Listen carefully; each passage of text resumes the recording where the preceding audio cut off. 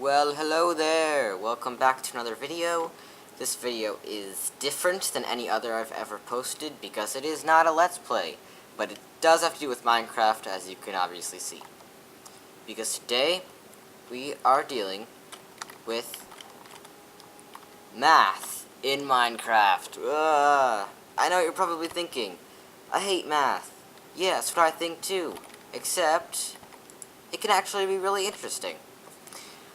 I feel like math, as it's taught in school, is just very frustrating to learn, and there's lots of, just things that aren't fun. It's boring. It's not as good as I'd like it to be, especially.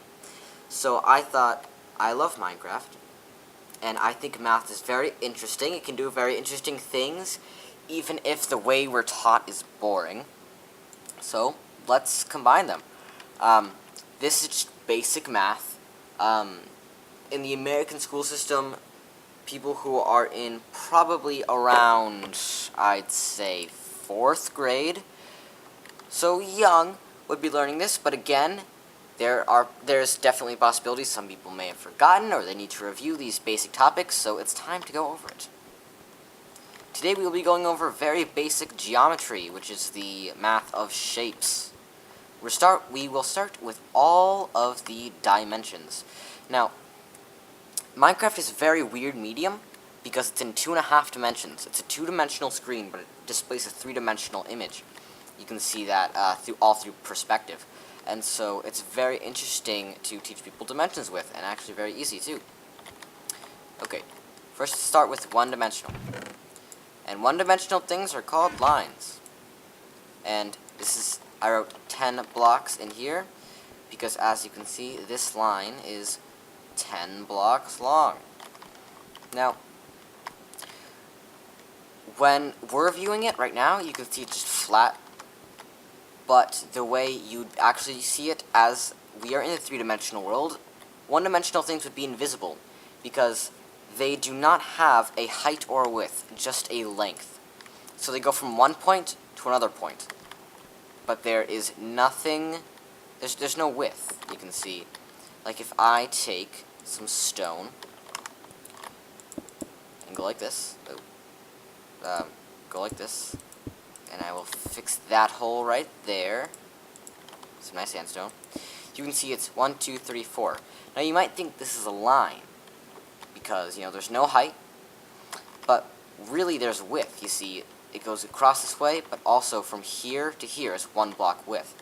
So this is not a line, but a 2-dimensional shape. And because there's actually no width here, you will not be able to see a 1-dimensional shape in a 3-dimensional world, which we are in. So, if you ever wanted to see a 1-dimensional shape, I'm sorry, you'll never be able to see it. Now, this is just, if you step into this hole, it's got a more accurate representation, how it almost completely blends into the ground. You would not be able to see it. You shouldn't be able to see it at all, really. This thing in the back is how I am showing it, and then in the forefront is how it actually should be displayed, and as you can see, there's nothing here, because you couldn't be able to see anything, usually. So here we are. 1-dimensional, just lines. One point to another point at the end. Next, we're moving on up to 2-dimensional shapes. Woo! Now, for this 2-dimensional shape, I use a rectangle, because rectangles are especially easy in Minecraft and are just very easy in the real world as well. So a 2-dimensional shape is a shape that has a length and a width, but no height. You can see that it's got a length, it's got a width of, well, length or width, those are interchangeable, but it's got, let's say, a width of 1, 2, 3, 4 blocks, then a length of 10 blocks. But you see, there's no height. You go in here, no height, completely flat with the ground. So this is a pretty accurate representation of a 2-dimensional shape. Now for rectangles, I will show you how to find the area. Now the area is the complete number of blocks, one by one, that are inside this rectangle. And the area of any shape is how many units of something are in that shape. And it might be inches, it might be centimeters, but for now, since we are in Minecraft, the only thing we can really use is blocks. So the area is how many blocks are in here. And also the perimeter is how many blocks around it is. So you can see this is 1, 2, 3, 4. And then we add 4 and 4, since these sides are identical. And then 10 and 10, because those sides are identical. And you get 4 plus 4 plus 10 plus 10, which is 28. And so the perimeter of this would be 28 blocks. Now the area, you find it by multiplying the length and the width. And as we just said, the width is 4, the length is 10. 4 times 10 equals 40. There are 40 blocks in this rectangle. And we could count them out, but I trust the math enough that we don't have to. Now, a rectangle like this would be called 4 by 10. And you've probably heard similar terminology before. So the length times the width equals the area. And we used symbols here. L equals length, W equals width, and A equals area. So L times W equals A. If you can remember that, you can find the area of any rectangle. And there we are. Oops, dropped the book. Two-dimensional shapes. Very simple. And now we move into the complex. The dimension we are the most familiar with, because you are in it, I'm in it, everything we have ever seen is in it. The three-dimensional world. 3D volume. So, we said perimeter is the outline of something, and the length is how many blocks long it is. Area is how many blocks are inside of it. But then we move on to the next step, which is volume. And volume is how many blocks are in a three-dimensional object. And that is also very simple with the shape I'm using now, which is a rectangular prism. It may sound pretty big, but really it's just a rectangle in three dimensions. And we will get to how you can find the volume of this rectangular prism. So as you can see, we'll count the dimensions now. The width is 1, 2, 3, 4, 5. 5 blocks. And the length is 1, 2, 3, 4, 5, 6 blocks. And then the height is 1, 2, 3, 4 blocks. So 4 by 5 by 6, yes. 4 by 10, 4 by 5 by 6. And then the formula for getting the volume of something is length times width, the area, times the height. And that's what equals the volume. So, let's see, our length is 5 blocks, our width is 6 blocks. We reverse those in the way we counted them out, but really they're interchangeable. And then the height is 4 blocks. So 5 times 6, which is length times width, equals 30 blocks. Then 30 times 4 is the height, which is 4 blocks, is 120. So there are 120 blocks total in this rectangular prism. Or you could say, the volume is equal to 120 blocks. Now, I did make a small mistake, and I will include this now. Fix it while we're recording this.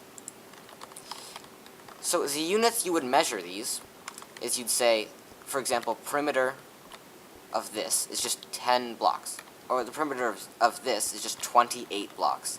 Just blocks, just plain blocks. But you see, with the area, and I believe this is 40 blocks is the area, you would say it's 40 blocks squared, because you're multiplying the length times the width. So the unit that we are using for area is blocks squared. Blocks squared, or blocks to the second. Now, obviously, we're using blocks in this, but in real-world application, you would not use blocks. You would probably use centimeters or inches or something, a more common unit of measurement. Maybe if you're working with really big rectangles, you could say kilometers or miles. The unit doesn't really matter as long as you say it is squared.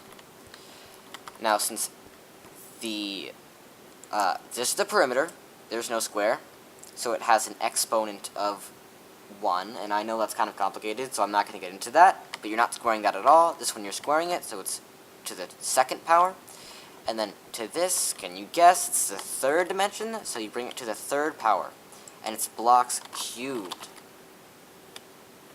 Blocks cubed, or blocks to the third power. And so that's the volume of this, which we found out as 120, would be 120 blocks cubed, or 120 blocks to the third power.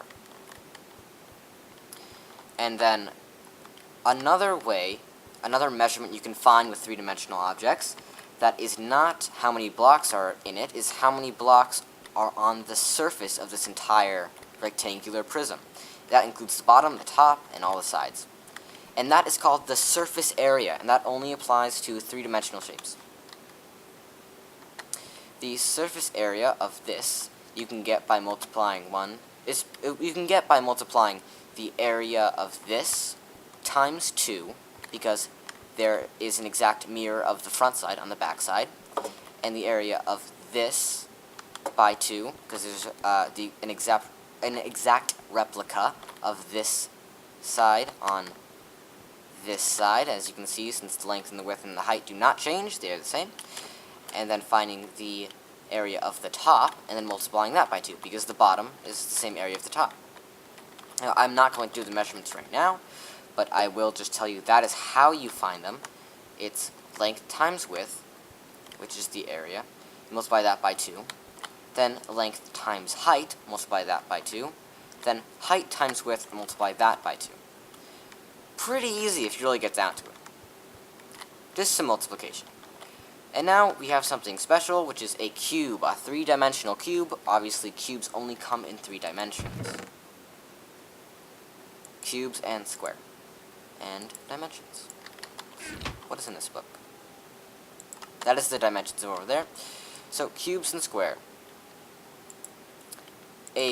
That looks like a lot of mumbo-jumbo, as you might think, but it is very easy. Actually, we're talking about finding the volume of a cube, and that's even easier than finding the volume of a rectangular prism. Because in a cube, the length, the width, and the height are all the same measurement, all you have to do is bring one of those things to the third power, or, like, for example, length times width, length times length, which you would find to get the volume of a cube, is the same as L to the third power, or L cubed, and that's where the cubed comes from, to the third power. And so width times width would work just as well as height times height, and length times length. That's how you find it. Let's look in your cube square. So length times width times height equals length times length in this situation, since these are all equal to the same thing, which we used as L here. And then we say L cubed, or L to the third power, and, as we just explained, length equals height, and that equals width, so they're all the same. And then length cubed equals the volume. And then over here, which I gave you a little sneak peek to the next page, this is a perfect square, so we're working in 2 dimensions again here. This is a square, so the length and the width are the same, and similar to this, but there's no height, you can just find length times length, or width times width. They will give you the same answer, which is the area. Ooh, excuse me. There we go. We have something similar to that here. You see, this is an example of cubing things and squaring things. If you cube something, you multiply it by itself 3 times. And that's how you get the volume of a cube. You multiply the length by itself 3 times, or the width, or the height. So for here, we said 4, let's say, is the length. 4 times 4 equals 16. Multiply that by 4 again, and you get 64, which would be the volume for the cube. Now let's say there's a perfect square that's 4 by 4, which just happens to be this. And we see we just multiply 4 by 4, and that equals 16, but we do not multiply it by itself we not multiply it by itself a 3rd time. We'd only multiply it by itself 2 times, and we get 16. And we'll actually count it out here just to see that we're right. 1, 2, 3, 4, 5, 6, 7, 8, 9, 10, 11, 12, 13, 14, 15, 16. You see, that is just basic perimeter, area, and volume of 1-dimensional, 2-dimensional, and 3-dimensional shapes. Now, these are perfect shapes, which means that all of the measurements are exact measurements. There's 4 blocks by 4 blocks, not square. Not 4.5 blocks, not 4 1/4 blocks. So it's very easy to measure some stuff like that. But let's say we put half of a block on top of here, on top of the whole thing. We can do just what we did before, except the height has now changed. Since we're adding a half block to the height, you would multiply it length times width times height just as you would. And we know by this, the length is 5, and the width is 1, 2, 3. We know that the length is 5, the width is 6, and we used to have a height of 4. Now we have a height of 4.5. So we just multiply 5 times 6 times 4.5. And with that formula, length times width times height, you can find the volume of any three-dimensional rectangle, or a rectangular prism.